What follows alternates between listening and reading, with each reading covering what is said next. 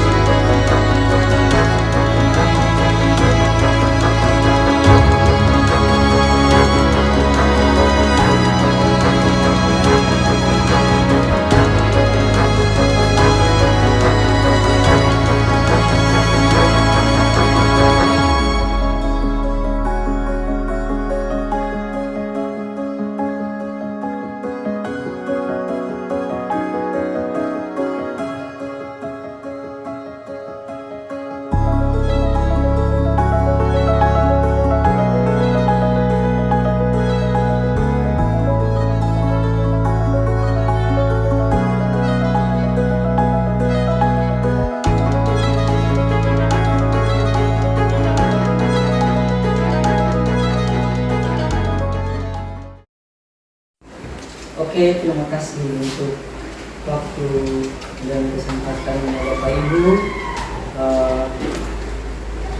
dalam dalam mengikuti sosialisasi budaya positif yang akan saya lakukan saat ini. Ini merupakan aksi nyata diseminasi budaya positif dari modul 1.4 untuk saya sebagai calon guru penggerak Angkatan 11 untuk Kabupaten Sumba Timur. Nah, saya ditugaskan untuk melakukan diseminasi ke rekan guru dan peserta didik.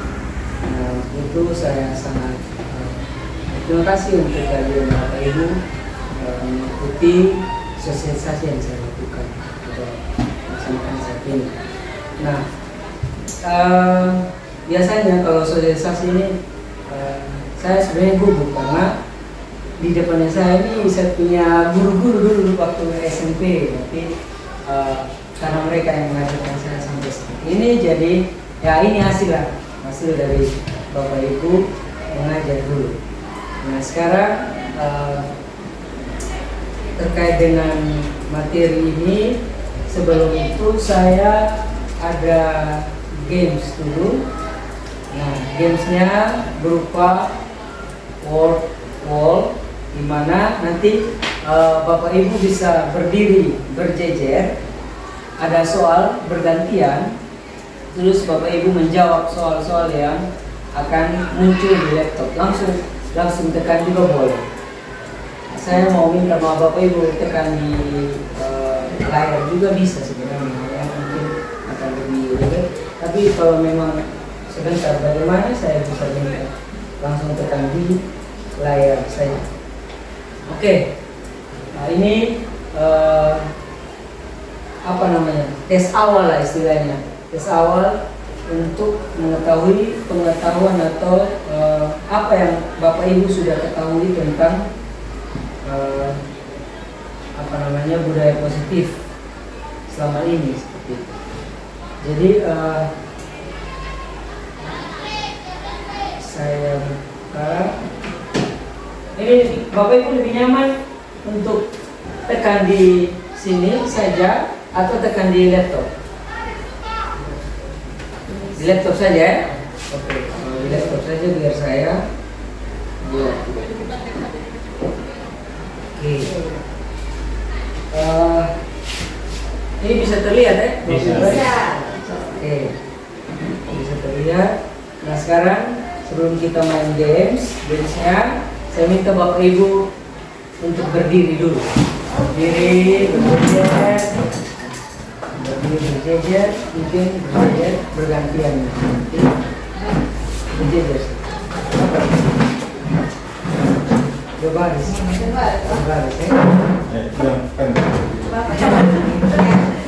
Oke. Mungkin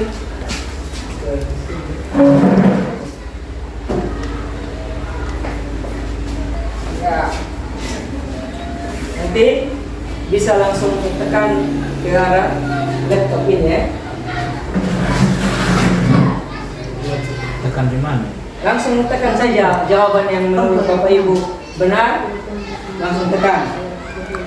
Oke, siap. Yang di angka itu? Iya.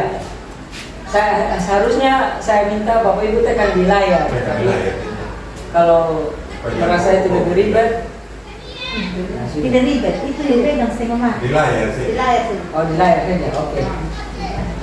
Kalau tekan di layar saja, silakan. Nah, kita bisa langsung saja. Oke, kita mulai. Langsung maju. Mungkin kalau mampu maju dari sedikit mungkin.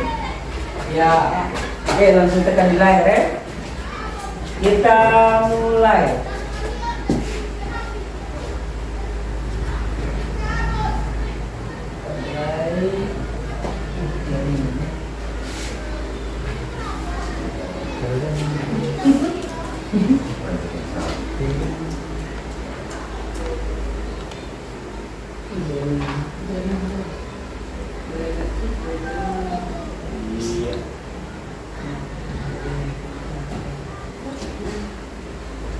Jadi kita benar ini terlalu oke. Kita mulai. Kebutuhan dasar manusia dibagi menjadi berapa bagian? Pedomi, ayo. Ya, ayo. Salah. Ya. Oke, lanjut. Saya pikir primer Yang bukan termasuk kebutuhan dasar manusia adalah kasih sayang, rasa diterima, kesenangan, kemanusiaan, kebergantungan. Ini mama. Oke, nah. Lanjut. Posisi kontrol bagi guru dibagi menjadi berapa bagian? Salah. Oke, lanjut. Peserta didik tidak memakai atribut lengkap saat upacara bendera. Berikut pernyataan guru. Apakah kamu sadar kesalahanmu? Coba berikan pendapatmu bagaimana cara memperbaiki kesalahanmu. Dari pernyataan di atas, posisi kontrol guru sebagai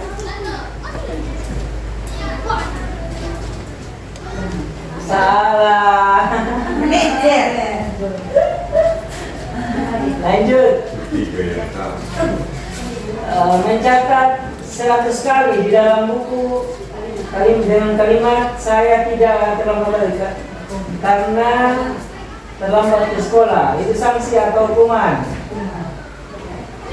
Salah. Oke, lanjut. Lari mengelilingi lapangan basket 2 kali karena terlambat hadir di sekolah. Itu hukuman atau sanksi? Lanjut. Masih. Kembali. Lapor. Membersihkan coretan yang dibuat di meja tulis.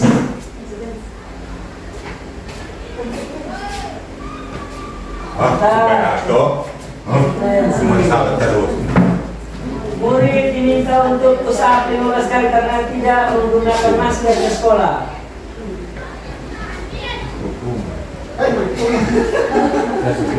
Lanjut. Murid diminta untuk patuhi aturan saya, awas guru. Nah, betul aturan saya atau awas Guru seperti ini mengambil posisi kontrol sebagai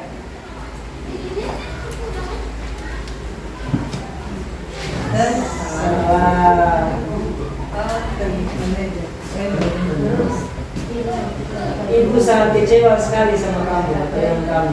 Guru seperti ini mengambil posisi kontrol sebagai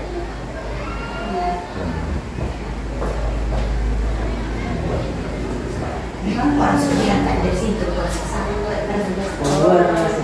Ya.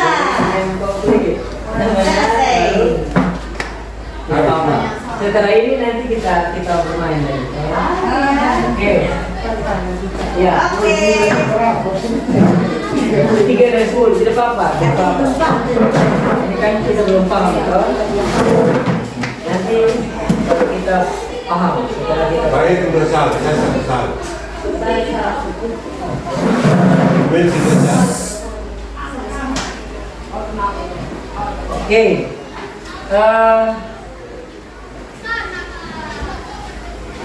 Menurut Bapak Ibu di sini jadi saya mau bertanya,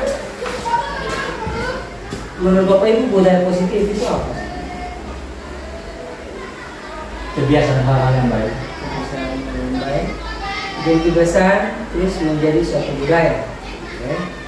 Terus ada yang lain?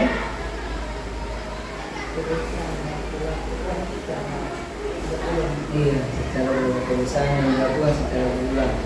Nah, pada prinsipnya budaya positif itu merupakan perwujudan dari nilai-nilai atau keyakinan universal yang diterapkan di sekolah. Jadi ini istilahnya budaya positif yang kita terapkan di sekolah. Jadi itu merupakan perwujudan dari nilai-nilai atau keyakinan universal yang diterapkan di sekolah. Jadi sebelum kita terapkan budaya positif, otomatis kita akan membuat yang namanya keyakinan kelas. Nah, itu keyakinan kelas itu termasuk salah satu perwujudan dari budaya positif. Budaya positif itu juga ini diyakini mampu menciptakan kolaborasi antara warga sekolah. Jadi antara warga sekolah itu misalnya guru dengan siswa, guru dengan guru mapel, antar mapel atau guru dan sama mapel seperti itu. Nah, ini semua bermuaranya di atau sesuai dengan profil pelajar Pancasila. Semuanya pasti akan bermuara di bagaimana kita menerapkan profil pelajar Pancasila. Selanjutnya, budaya positif di sekolah juga itu merupakan pembentukan. Jadi intinya pembentukan budaya positif itu adalah pusatnya adalah peserta didik. Jadi pembentukan yang akan kita capai atau yang dicapai adalah pembentukan karakter dari peserta didik, sehingga bagaimana budaya positif itu akan tampak dari karakter peserta didik lewat pembiasaan tadi yang Mama Arence sudah sampaikan bahwa itu kebiasaan yang diulang terus menerus. Contohnya budaya positif itu ya senyum, salam, sapa, membuang sampah pada tempatnya, itu budaya-budaya positif yang sederhana yang sebenarnya kita bisa lihat dari karakter. Kalau misalnya dia sudah sering senyum, sapa dengan dan salam dengan baik, pasti otomatis ini kita bisa melihat bahwa anak tersebut memiliki karakter yang baik. Dengan keyakinan atau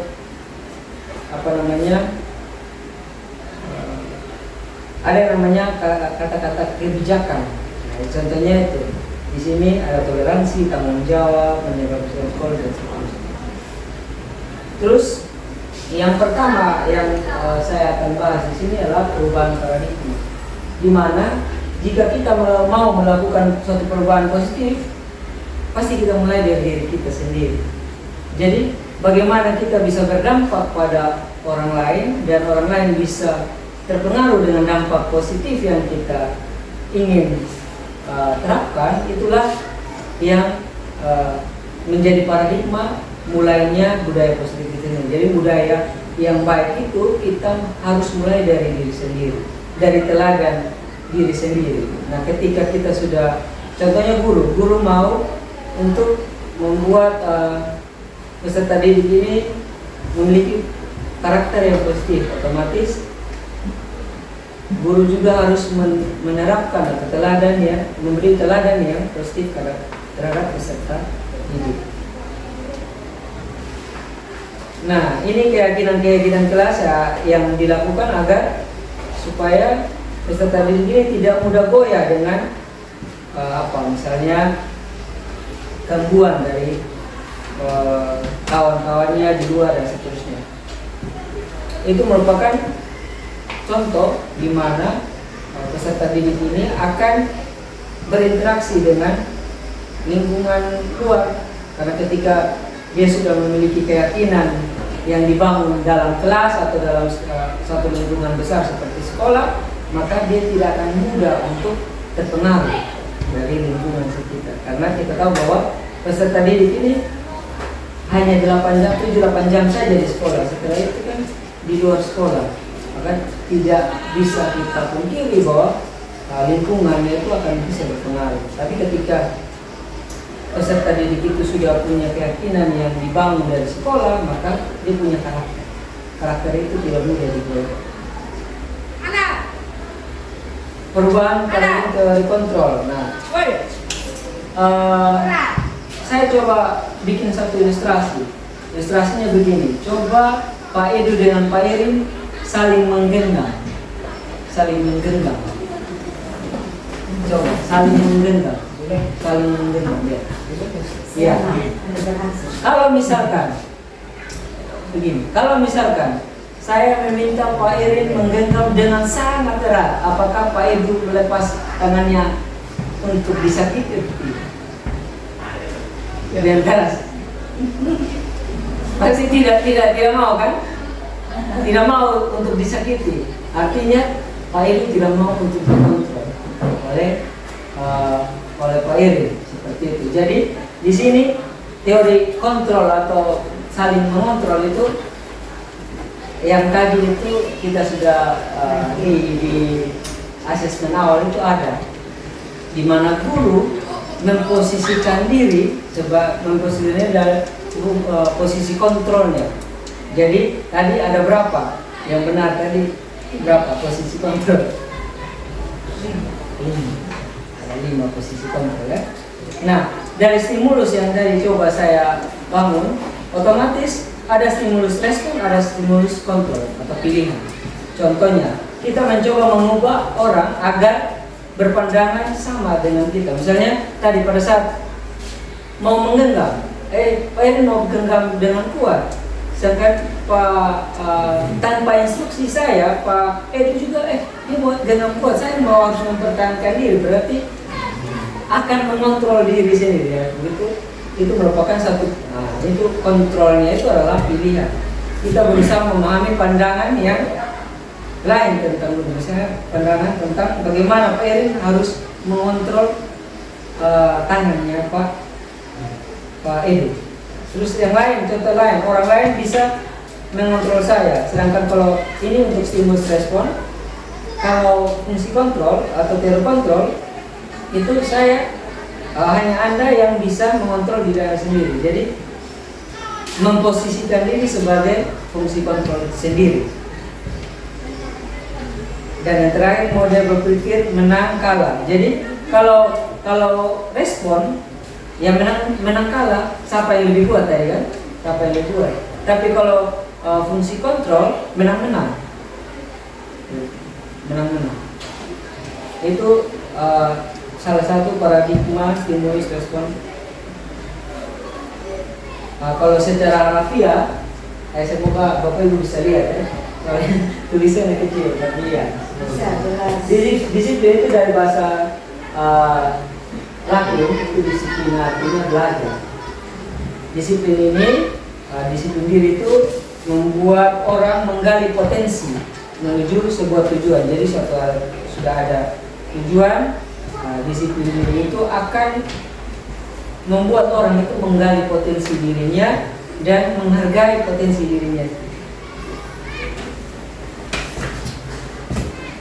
Oke, selanjutnya kecenderungan umum yang kita bisa lihat di kehidupan kita sehari-hari itu adalah menghubungkan kata disiplin dengan ketidaknyamanan. Jadi kita biasa, oh ini kita harus disiplinkan peserta didik karena kita tidak nyaman terhadap kelakuannya yang seperti ini.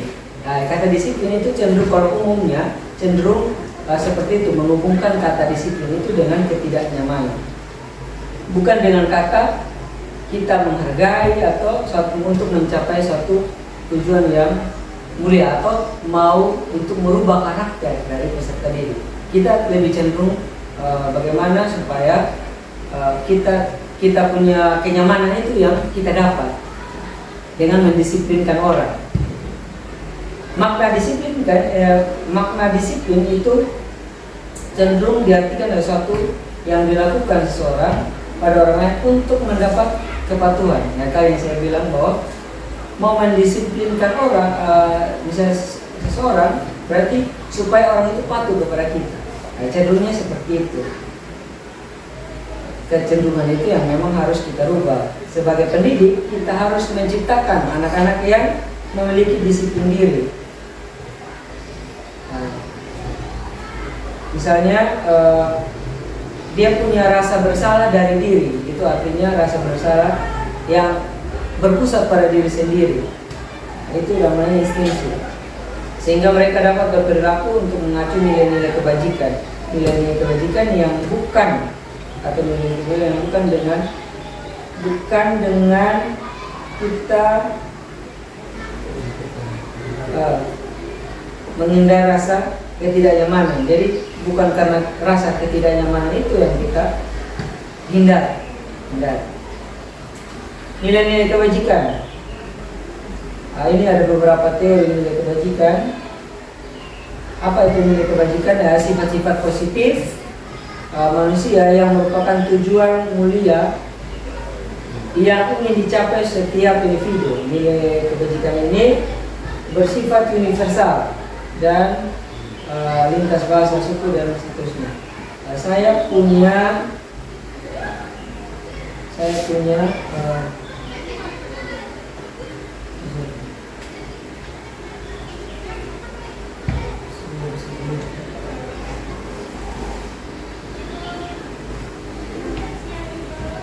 itu bisa dilihat ya. Saya kasih contoh ya. Nilai kebajikan itu contohnya rajin, cermat, terus berintegritas. Salah satu jujur. Itu adalah nilai-nilai kebajikan yang nanti akan menjadi dasar buat kita untuk membuat suatu keyakinan kelas. Jadi ketika membuat suatu keyakinan kelas itu, karakter apa yang akan kita capai untuk merubah peserta didik itu. Jadi masing-masing itu ada nilai kebajikannya. Nah, dengan mengaitkan nilai kebajikan yang kita yakini dari seseorang, maka motivasi implikitnya akan terbangun sehingga menggerakkan motivasi dari dalam untuk mencapai tujuan yang mulia. Jadi bagaimana kita bisa membuat atau menggerakkan motivasi diri dari seseorang itu, berarti kita harus mulai dari nilai-nilai kebajikan itu sendiri. Nah, nilai-nilai kebajikan itu yang tadi saya bilang dasarnya di profil pelajar Pancasila. Jadi ada beriman, bertakwa kepada Tuhan, Yang Esa, juga mulia, mandiri, benar kritis, kebinekaan, berpenolong. Ya. Oke, selanjutnya kebutuhan dasar manusia. Nah, ini kebutuhan dasar manusia itu dibagi menjadi 5. Seluruh perilaku yang dilakukan peserta didik pada dasarnya memiliki tujuan tertentu. Peserta didik memiliki kebutuhan tertentu. Jadi,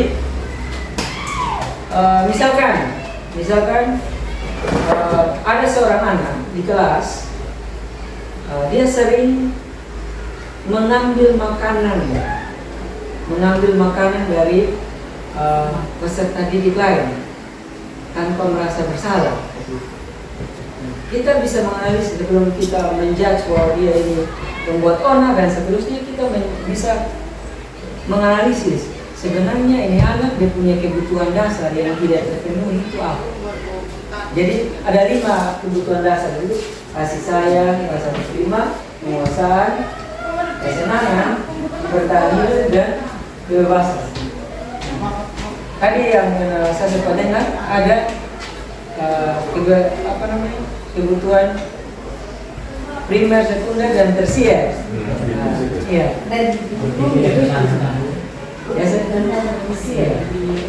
Nah, kalau di sedangkan kalau di sini kita bisa lihat bahwa kebutuhan contoh yang saya sampaikan tadi itu dia masuk di bertahan hidup, sandang papan, dan pangan. Jadi dia punya kecenderungan bahwa kebutuhan bertahan hidupnya itu tidak terpenuhi. Contohnya makan. Tanya sudah, kita bisa tanya, baik kau makan atau tidak?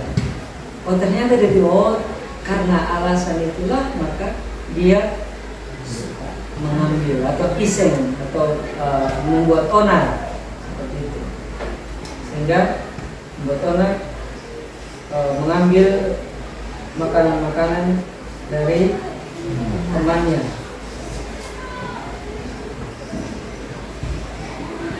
Nah, kalau kasih sayang, biasanya kalau kasih sayang itu menurut Bapak Ibu seperti apa? Kalau misalnya contoh-contoh yang Bapak Ibu pahami, kalau kasih tadi itu tidak kebutuhan kasih sayangnya tidak terpenuhi, contohnya seperti apa? Tingkah lakunya seperti apa? Cari perhatian. Pasti dia akan buat honor supaya kita memperhatikan dia itu ada buat apa. Itu di mana peserta didik itu membutuhkan kebutuhannya seperti tadi. Terus kesenangan. Contohnya dia tidak bebas begitu. Sekarang kalau kesenangan itu lebih ke bagaimana dia punya keinginan untuk bersenang-senang itu tidak terpenuhi. Contohnya jalan-jalan dan kawan kita larang. Itu berarti kebutuhan kesenangannya itu. Atau pada saat bermain games, biasanya kita bilang, oh ini anak betul bermain game, nanti kau tidak apa. Padahal sebenarnya ada beberapa anak itu yang tipenya bermain game, contohnya tipe gaya belajar dan seterusnya bermain game. Makanya biasanya guru-guru itu diarahkan untuk bagaimana melihat gaya belajar peserta didik. Melihat gaya belajar peserta didik bagaimana. Kalau ternyata misalkan anak ini cenderungnya lebih ke bermain. Nah, kalau kita kaitkan dengan filosofi Ki Hajar Dewantara, kalau filosofi Ki Hajar Dewantara itu mengatakan bahwa dunianya anak itu bermain. Kita tidak bisa paksakan lebih dari kodratnya itu, kodrat alam dan kodrat zaman. Kodrat alamnya anak itu adalah bermain. Jadi bagaimana? Ya bisa lah Bapak Ibu rasa bahwa ketika satu pembelajaran itu lebih banyak bermainnya, maksudnya bermain dikemas dengan bermain, maka anak itu lebih senang untuk belajar daripada konvensional hanya bagi kelompok dan seterusnya. Itu kalau bermain, nah saya ada kemarin saya bisa share di kelas 7G sampai diminta 2-3 kali pulang, padahal sebenarnya sudah jam pelajaran lain, tapi ketika dikasih bermain sama seperti ini tadi yang awal itu asesmen awal dengan kaku, anak-anak senang untuk belajar. Mereka cepat cari ini apa yang dimaksudkan dengan misalkan benar-benar ini apa saja. Mereka cari tahu, lebih penasaran untuk belajar. Terus kita lanjut di motivasi perilaku. Ini Gianni Gosen mengatakan bahwa ada 3 motivasi. Yang pertama, untuk menghindari ketidaknyamanan atau hukuman, peserta didik bertanya, apa yang akan terjadi apabila saya tidak melakukannya? Jadi untuk menghindari ketidaknyamanan, misalnya kita kasih tugas supaya saya jadi dapat hukum, saya harus buat apa? Harus kerja tugas. Hal ini merupakan motivasi eksternal, berarti dia mau kerja tugas karena paksaan dan terus supaya dia jangan kena hukum. Bukan dari diri sendiri, dia punya motivasi diri sendiri untuk mengerjakan tugas, tapi karena takut dihukum. Terus yang kedua, untuk mendapatkan imbalan atau penghargaan.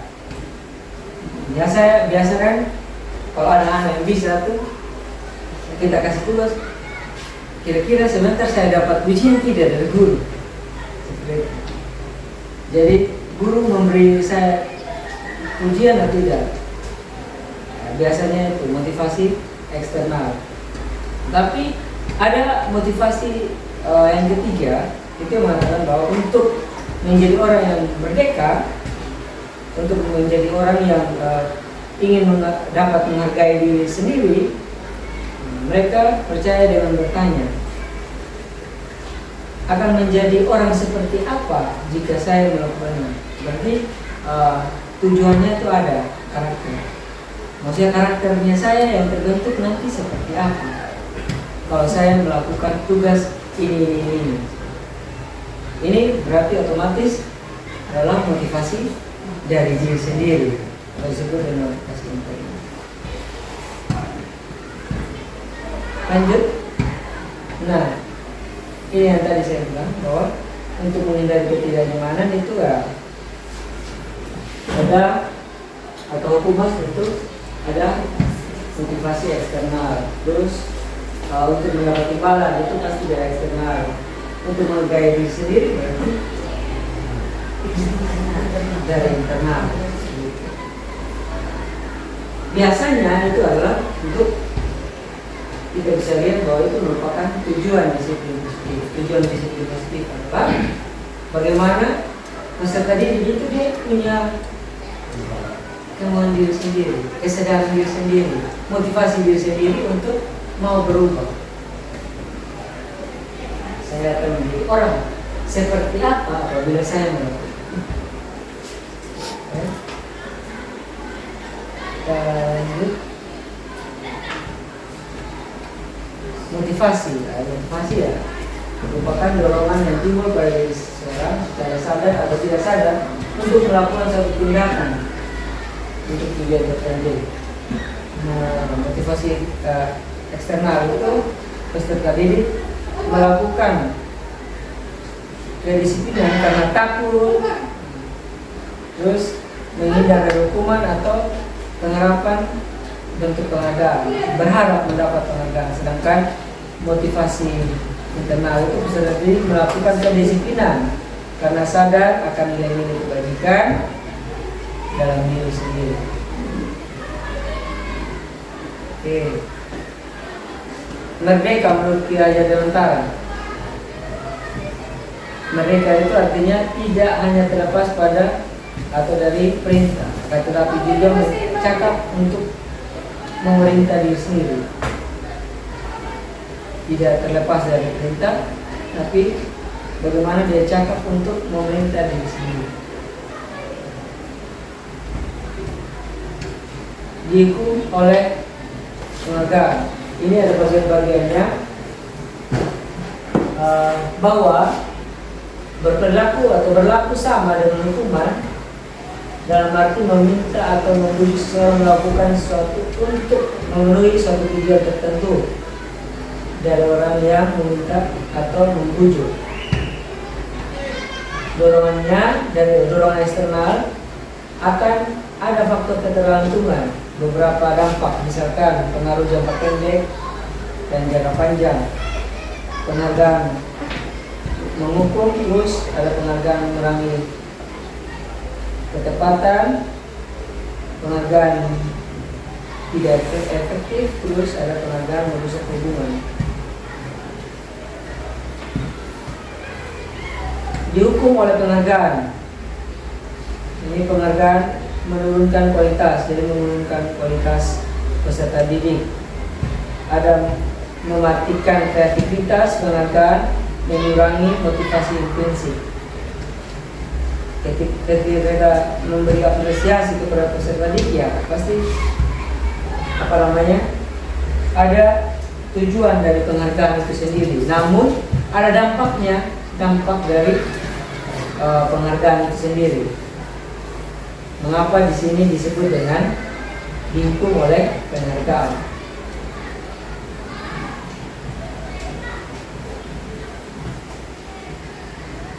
Terus ada contoh pengakuan, ini bisa dilihat ya, strategi ya.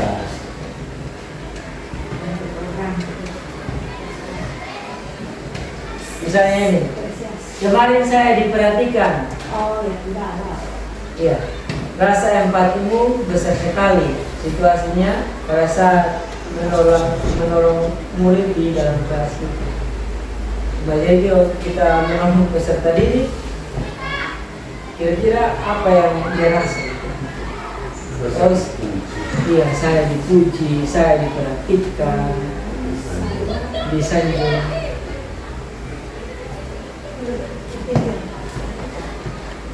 Terus ini situasinya, pada saat kamu membantu teman-temanmu di dalam tugas kelompok,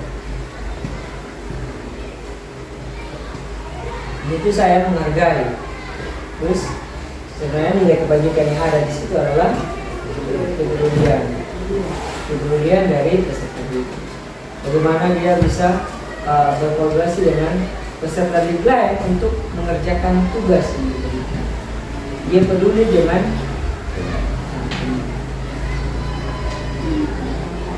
pada saat kamu memungut kertas yang bersihkan di lantai, itu ada rasa apa? Nilai kebajikan apa? Nilai kebajikan tanggung jawab. Kita bisa kasih kata pembuka apa? Terima kasih untuk terima kasih sudah memungut sampah. Itu ya, kalimat-kalimat itu yang kita sampaikan. Oke, kita masuk di 5 posisi kontrol. Posisi kontrol dulu tadi itu ada 5. Di situ ada penghukum, membuat merasa bersalah, pemantau, tenang, manajer. Jadi dari 5 posisi kontrol ini, posisi yang paling tinggi ketika kita mengatasi situasi peserta didik atau masalah-masalah itu adalah manajer. Jalan yang lebih baik, terutama murid itu menjadikan sebagai satu. Kita coba lihat. Kita coba lihat. Ini Pak. Misalnya kasus peserta didik tidak memakai atribut lengkap saat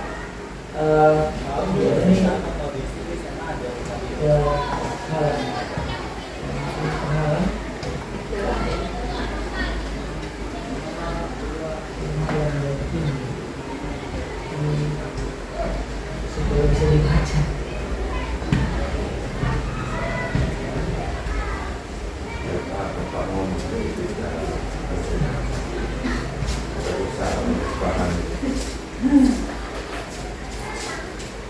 Oke, kasus peserta didik tidak menggunakan atribut saat atribut sekolah saat upacara bendera. Kalau guru memposisikan diri sebagai penghukum, biasanya dia memaparkan aturan-aturan. Jadi aturan apa yang ada di sekolah? Misalnya katanya nih, patuhi aturan sekolah, berdiri pada barisan yang lain. Itu guru memposisikan diri sebagai penghukum. Terus ketika guru memposisikan diri sebagai pembuat rasa bersalah, berapa kali ibu bilang sama kamu, ibu sangat kecewa sama kamu. Berarti dengan kata tersebut membuat anak merasa bersalah.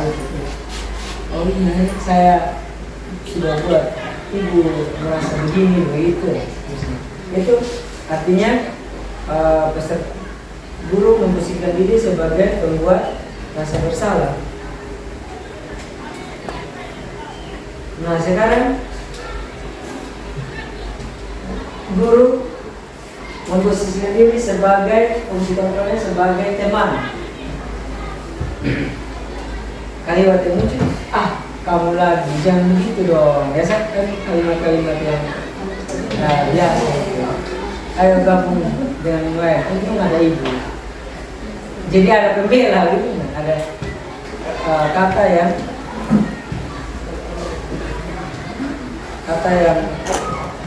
bisa menggambarkan bahwa ini sangat dekat dengan peserta didik. Memantau, kamu sudah melanggar ya, dia pantaunya dia melakukan kesalahan. Jadi kamu sudah melanggar peraturan sekolah, kamu tahu kan konsekuensinya. Saya cek kewajiban apa yang harusnya kamu lakukan. Kalau manajer, dia mulai dengan tanya, apakah kamu sadar akan kesalahanmu? Coba berikan pendapat kamu tentang cara memperbaiki kesalahan. Jadi anak itu dia kembali ke diri sendiri, dia merasa bahwa oh ini saya harus memperbaiki kesalahan ini dengan cara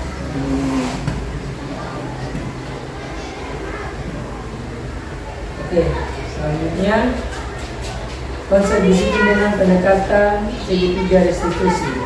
Segitiga restitusi itu sebuah cara yang menambah disiplin para peserta didik. Apa itu segitiga restitusi? Itu proses menciptakan kondisi bagi murid untuk memperbaiki kesalahannya sehingga mereka bisa kembali kepada karakter yang lebih kuat. Contohnya menguatkan fokus pada solusi. Jadi sama seperti tadi, misalnya kalimat yang misalnya seorang anak atau peserta didik salah, kita pakai restitusi. Kenapa kamu buat seperti ini? Kita kembali ke kebutuhannya. Kita mau cek apakah peserta didik ini kekurangan kebutuhan apa sesuai dengan kebutuhan yang tadi. Terus fokus pada karakter bukan pada tindakan. Jadi kalau restitusi itu lebih ke bagaimana merubah karakter peserta didik. Terus bukan menebus kesalahan, tapi belajar dari kesalahan. Bagaimana dia bisa mengatasi atau memberi jalan keluar buat kesalahan-kesalahannya, itu restitusi. Mencari kebutuhan dasar dari tindakan yang mendasarinya. Terus tawaran bukan paksaan, memperbaiki hubungan, menuntut untuk melihat ke dalam diri.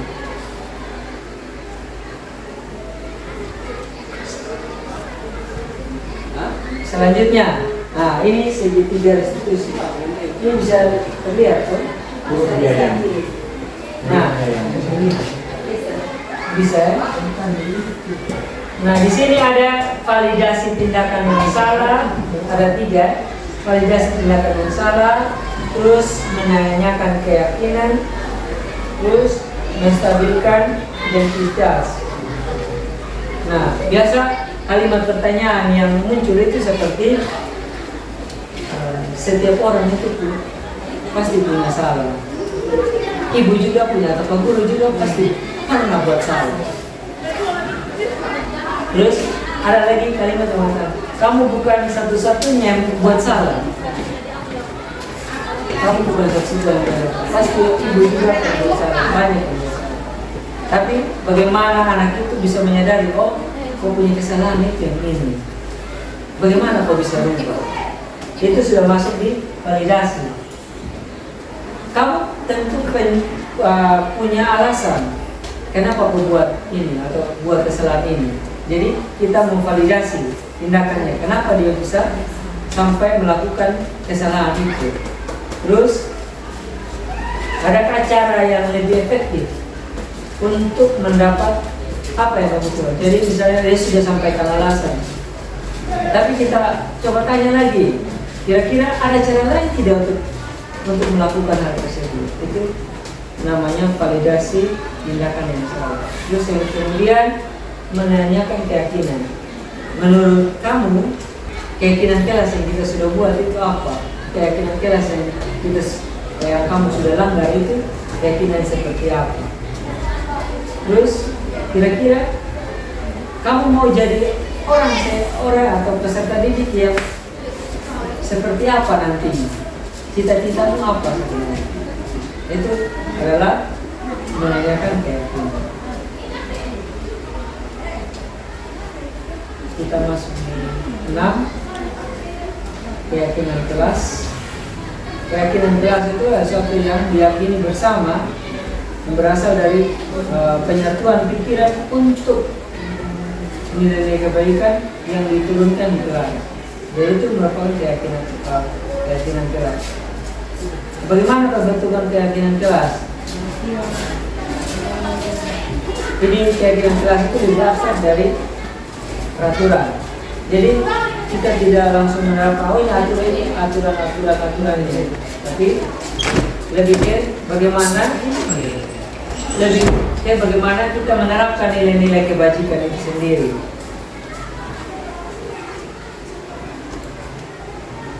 Keyakinan kelas itu tidak banyak, tapi sedikit saja.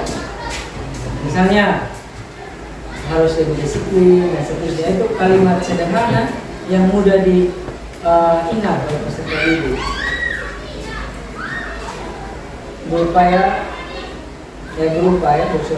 Berupa pernyataan universal. Sesuai dengan kondisi kelas yang mudah diterapkan, dibuat dalam bentuk kalimat positif. Jadi nanti dibuat dalam bentuk kalimat positif. Semua warga kelas ikut dalam membuat keyakinan kelas. Contoh keyakinan kelas, contohnya menjaga kebersihan. Berarti itu merupakan kalimat positif. Nah, nilai kebajikan di dalam situ apa? Kebersihan. Salah satu nilai kebajikan adalah kebersihan. Menghargai guru dan teman. Nilai kebajikan dalam kalimat positif itu apa? Keyakinan kelas itu apa? Menghargai orang lain atau sesama. Ada dasar nilai kebajikan di dalam situ. Bersikap tenang dan dalam pembangunan berlangsung. Berarti bisa mengontrol diri. Ajukan tangan ketika ingin berbicara. Itu nilai kebajikan di dalam situ apa? Menghargai sesama, menghargai orang lain.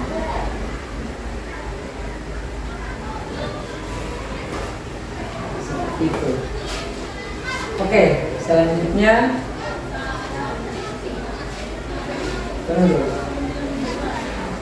kita tidak bisa memaksakan orang lain, kita tidak bisa mengubah orang lain. Diri kita sendirilah yang bisa merubah, dan diri kita sendirilah yang tidak bisa merubah. Kita tidak bisa memaksa orang lain, kita tidak bisa mengubah orang lain. Diri sendirilah yang bisa merubah, dan diri sendirilah yang tidak akan bisa berubah jika tidak berusaha untuk mengubah diri sendiri.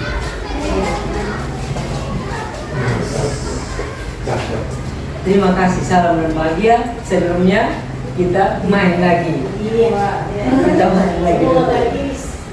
Oh, sekarang langsung klik di sini saya supaya jangan susah. Di sana saja ngasih. Oh, di sana saja. Pakai di jalan sedikit kan. Oke. Oke. Kopi.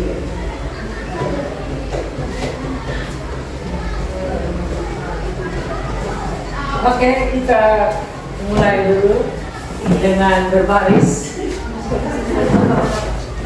Jangan. Jangan deh, itu kali kita Jadi langsung kembali ke belakang nanti. Langsung kembali ke belakang.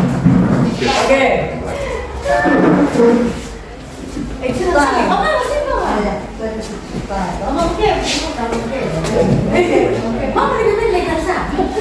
Oke, siap. Siap. 1, 2, 3.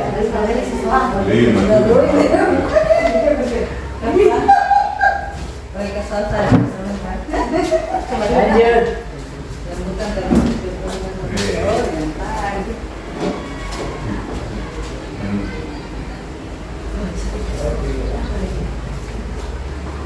Posisi kontrol guru dibagi menjadi berapa bagian?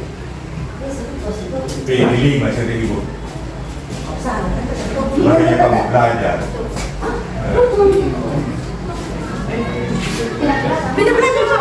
Peserta didik tidak memakai atribut lengkap suatu bicara. Berikut datang dulu. Apakah kamu sadar kesalahanmu? Coba berikan pendapatmu bagaimana cara memperbaiki kesalahanmu. Dari pernyataan ini, posisi kontrol guru sebagai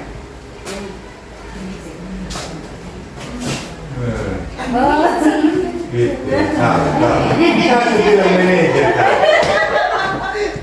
manajer terhadap saya dalam buku. Karena terlambat ke sekolah itu merupakan sanksi atau hukuman? Biasa. Iya. Hukuman. Sanksi. Lari di lapangan basket. Mantap. Pukul saja. Satu habis semua dari 100 pada saya jauh. Membersihkan deretan. Oke. Murid diminta untuk usap 15 kali karena menggunakan masker, tidak menggunakan masker di sekolah.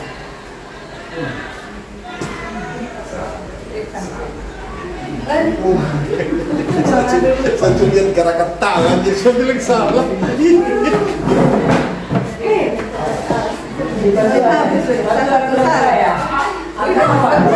Guru seperti ini mengambil posisi kontrol sebagai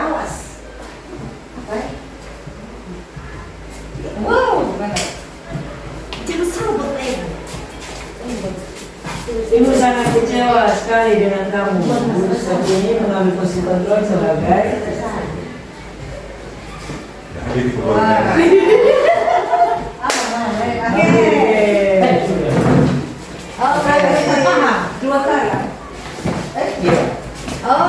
Sebenarnya dia punya Ya, lumayan. Ini sudah. Tarik saya yang jauh semua sudah. Omong sah. Oke.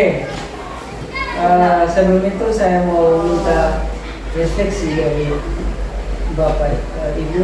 Mungkin ada refleksi dari Bapak Rumi terkait dengan materi yang disampaikan. Bagaimana perasaan Bapak? Jujur, kalau saya pribadi soal penelitian materi, oke, dan memang juga dari kami yang dihadirkan ini tidak ada hal-hal yang kami temukan seperti kebutuhan karena memang pola pada pemikiran lama dan kemudian kami bilang tidak, tetapi dalam sama bahasa dan dalam hal yang baru sesungguhnya berhubungan dengan materi itu ada lima kebutuhan. Nah, namun kalau untuk penelitian materi oke, tapi saya ya jujur maaf ini ada karena memang memerlukan refleksi ya kan sudah ada layar, sudah ada tayangan sebetulnya yang terlalu fokus lagi pada laptop tapi sama-sama sebentar bisa kelihatannya itu tidak terpola pada laptop tapi bisa dapat di layar yang sudah Ya mungkin itu banyak maaf kalau Bapak juga ini, tapi namanya itu koreksi perbaikan ke depan sehingga nanti kita kondisi di depan lain ada kita tidak melihat apa terus mungkin itu saja saya dan terima kasih teman-teman di semuanya kerjasama kita saling mendukung dan support ya karena yang muda itu tulang punggung kita pengganti nanti kami sudah tidak ada yang tua. Terima kasih Bapak. Mungkin ada dari Ibu Emi. Kalau dari saya, tadi mungkin kalau tentang itu Bro sudah omong. Ternyata setelah kita mendengar, melihat berlapangan ya tentang budaya positif, sebenarnya kita sadar kebanyakan kita guru di sekolah hanya dua, itu sebagai penghubung, biasanya seperti itu, dengan posisi yang satu yaitu tentang hanya suka membuat siswa merasa bersalah. Lebih banyak seperti itu yang kita lakukan. Ternyata banyak, masih ada beberapa cara yang lebih bagus dalam kita merubah siswa dari contoh dari yang nakal atau yang malas. Sebenarnya ada posisi kontrol guru yang bisa kita lakukan dengan cara yang lebih baik dari tidak dengan menghukum atau membuat siswa merasa bersalah. Jadi dari sini saya bisa mendapat ilmu yang akan bisa kita lakukan dalam keseharian nanti dalam menghadapi siswa yang bermasalah. Mungkin kita bisa merubah itu dengan sebagai penghukum kita merubah itu. Jadi kita dari saya. Ya. Masih ada lagi. Kalau saya tambahkan menyambung yang Ibu Ilmi katakan, sebetulnya apa yang apa pakar tadi yang disajikan sesuai dengan materi budaya positif ini kita guru juga sudah lakukan. Hanya kita tidak bisa memilah mana tugas manajer, pemantau, teman, pemberi hukum dan pemberi konsekuensi atau sanksi begitu, pembuat rasa bersalah. Sebetulnya kita lakukan, tapi hanya kita tidak bisa pilih begitu. Bahwa semuanya itu kita mungkin ketika kita memberikan ini tindakan seperti itu yang kita lakukan, kita anggap saja bahwa itu hukuman. Hanya kita tidak bisa bedakan, tapi sudah kita lakukan begitu. Nah, sebagai teman, penasehat apa, ya mungkin terlebih yang ini sebagai tugas apa tadi ini, BK ini, ya lebih banyak di situ sebetulnya. Ya kalau kita guru, mungkin yang Ibu katakan tidak salah, pemberi apa? Penghukum saja. Penghukum dan pemberi rasa besar itu saja lebih banyak, tetapi semuanya itu tercover di tugas BK. Hanya kita belum bilang ya, tapi untuk guru BK itu sudah lakukan. Saya yakin 100% sudah. Mungkin ya, itu saja itu. Oke, pas ya. Oke. Terima kasih untuk kebersamaannya. Terima kasih untuk waktu dari Bapak Ibu sudah membersamai saya melakukan diseminasi ini. Semoga apa yang saya sampaikan, saya sosialisasikan ini bisa bermanfaat buat anak didik kita dan bermanfaat buat Bapak Ibu. Terima kasih. Ya. Salam bahagia. Terminal itu ada. Ya, perasaan saya setelah mengikuti diseminasi disiplin positif, saya merasa sangat menyenangkan dan sangat membantu kami dalam melakukan proses belajar mengajar di sekolah ini. Ada banyak nilai-nilai tambah yang kami dapatkan dari apa yang Pak Guru sampaikan kepada kami, dan hal-hal positif ini supaya dapat dipraktekkan secara nyata ketika kita berada di lingkungan belajar mengajar. Mungkin itu yang bisa saya sampaikan. Terima kasih. Baik, selamat siang. Terima kasih atas kesempatannya bertemu dengan kami selaku peserta diseminasi budaya positif kemarin yang disajikan oleh Pak Guru. Melalui pembelajaran diseminasi budaya positif kemarin, sangat menyenangkan karena di dalamnya itu banyak hal-hal positif yang kami dapatkan, dan dari situ menjadi pedoman bagi kami sebagai Bapak Ibu guru, di mana hal-hal yang kami dapatkan itu dapat kami pedomani, dapat kami terapkan di dalam pembelajaran baik di kelas maupun di luar kelas. Teristimewa di dalam penanganan kasus-kasus anak yang sepanjang ini terjadi, karena di dalam budaya positif itu mengarahkan kita bagaimana caranya untuk kita menangani, karena selama ini memang kita sudah lakukan tetapi kita tidak pahami hal-hal mana yang termasuk di dalam pemantauan masalah, di dalam kita bertindak sebagai manajer, kita bertindak sebagai teman, maupun kita bertindak sebagai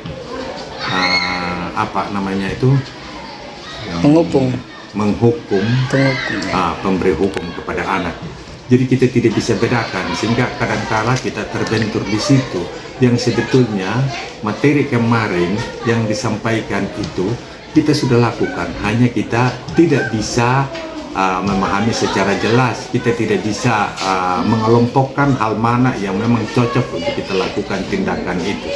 Tetapi melalui penjelasan kemarin, melalui diseminasi budaya positif itu sangat-sangat menguntungkan, karena di dalamnya juga menggugah kami, oh ternyata seperti ini.